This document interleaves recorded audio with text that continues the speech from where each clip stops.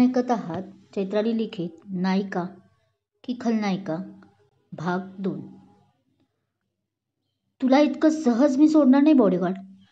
तुझा माज आजकाल जाम वाढला आहे. मी तुला सहन करतेय तेही फक्त माझ्या मॉममुळे. मॉम! ती गोळी चिडून जोरात ओरडते. हा शांत पण आता उडायला लागला आहे. ती आता अजून रागात येत बोलते. समोरच असलेला तिचा मोबाईल तोच वाजायला लागतो. हा असला खटारा मोबाईल कुणी आणला? ती फोन न उचलता नुसता मोबाईल हातात घेत स्वतःशीच बोलते.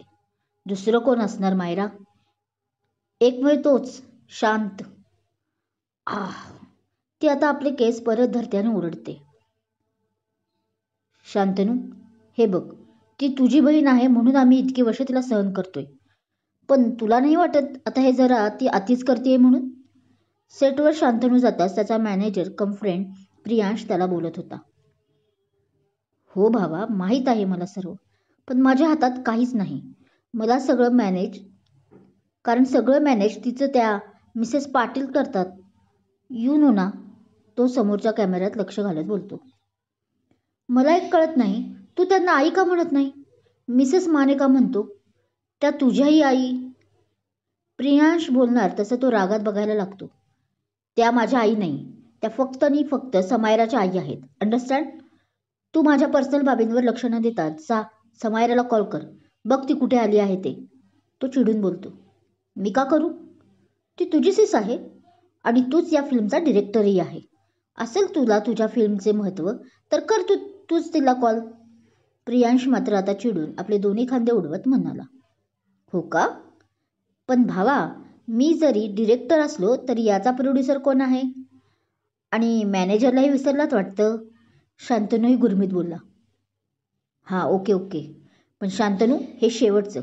यापुढे मी असली तुझी कामं करणार नाही. तुझ्या त्या बहिणीला सांग म्हणाव कधीतरी वेळेवर यावं. आपलीच इंडस्ट्री आहे म्हणून कधीही उठून नाही यावं कामाला. तो चिडून बोलतो. झालं? माझ्या जिगरीचे कान भरून झाले? नसेल झालं तर भरव वाजून. तोच आपल्या केसांचा तो नकली टोप सांभाळत तोऱ्यात येत म्हणते. समू, त्याच्याकडे लक्ष देऊ नकोस. जस्ट इग्नोर हिम आणि जा पटकन चेंज करून ये. तुझेच सीन शूट करायचे राहिले आहेत. तसा शंतनू प्रियांशकडे रागात कटाक्ष टाकत बोलतो आणि तिची समजूत काढत म्हणतो. शान, हा फडतूस मोबाईलही तुझ्या त्या फडतूस मॅनेजरला सांग बदलायला. त्याच्या त्या सो कोल्ड फडतूस विचाराप्रमाणे मोबाईलही त्याने माझ्यासाठी फडतूस क्वालिटीचाच घेतलाय. बघ.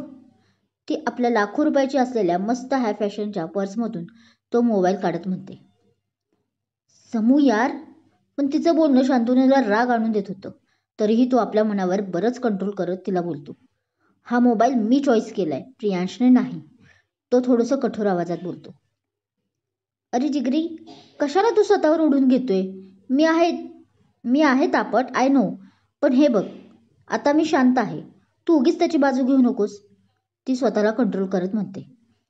ए मॅनेजर, जा हा मोबाईल चेंज कर. आजचं तुझं हेच काम. ती त्याच्या अंगावर तो मोबाईल टाकत हुकूम सोडत बोलते. समायरा, समू यार. शांतनू बोलतच असतो की बॉडीगार्ड फॉलो मी म्हणत मागेच उभ्या असलेल्या त्याला हात करत म्हणते आणि तरातरा चालत आपल्या चेंजिंग रूममध्ये निघूनही जाते. शांतनू, सिरियसली? ही नक्की तुझीच बहीण आहे ना? तसा प्रियांश तिच्याकडेच पाहत बोलतो. I am sorry pre, but please राग म्हणू नकोस तिचा.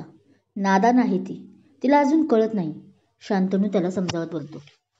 नादान आणि लहान ती? प्रियांशने तिने टाकलेला मोबाईल पाहत म्हणतो.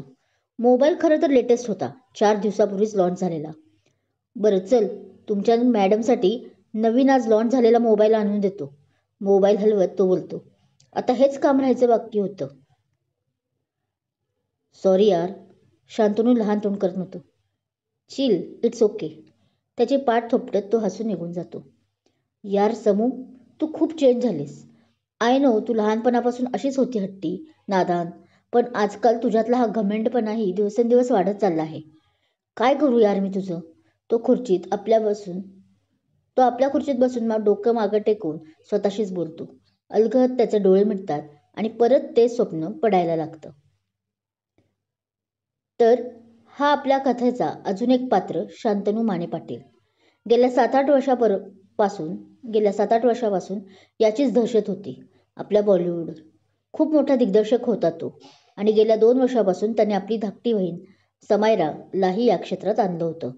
आपल्या एका मूव्हीद्वारे, अर्थात तिची आणि त्यांच्या मॉमची इच्छा होती. खरं तर त्याला ती या क्षेत्रात येऊ नये असं वाटत होतं, पण त्यांच्या घरात फक्त मिसेस माने पाटील यांचीच चलती होती. या पार्टीचे तू बॉडीगार्ड बोलला नव्हतास, मग ही पार्टी अचानक कशी? शांतनू बरोबर तिचे काही सीन शूट केल्यानंतर ती थकून आपल्या रूममध्ये बसलीच होती की तिच्या बॉडीगार्डला तिने आजच्या एका पार्टीचे रिमाइंड करून दिले. तसं ती त्याच्यावर जळजळीत कटाक्ष टाकत बोलते. मॅम, ते रात्रीच मी तुम्हाला कॉलवर सांगितलं होतं, जेव्हा तुम्ही चौथी बाटली संपवत असाल. तो बॉडीगार्ड मात्र बेधडक होता.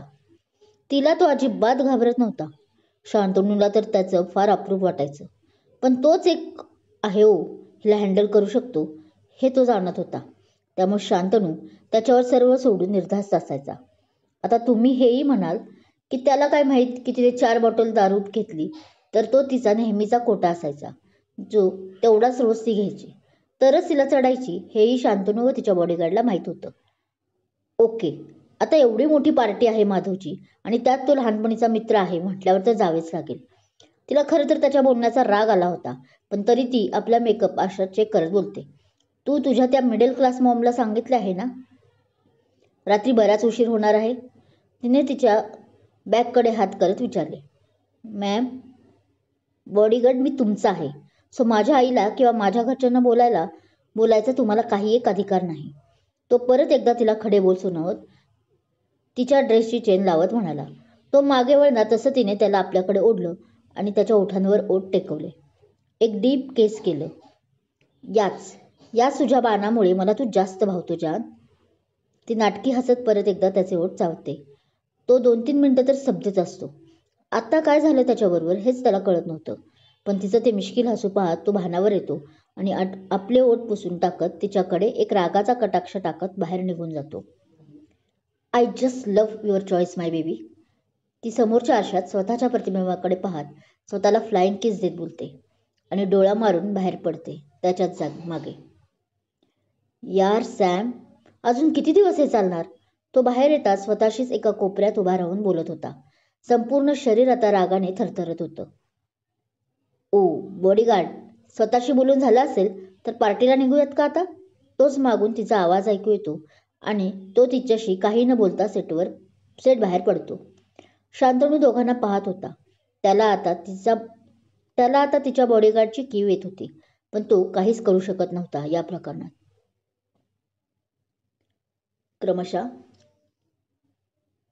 भाग कसा वाटला कमेंट करून सांगा. कथा कशी वाटत आहे तेही सांगा. लाईक, कमेंट आणि सबस्क्राईब करायला विसरू नका आणि शेअर करायला तर बिलकुल नाही. थँक्यू.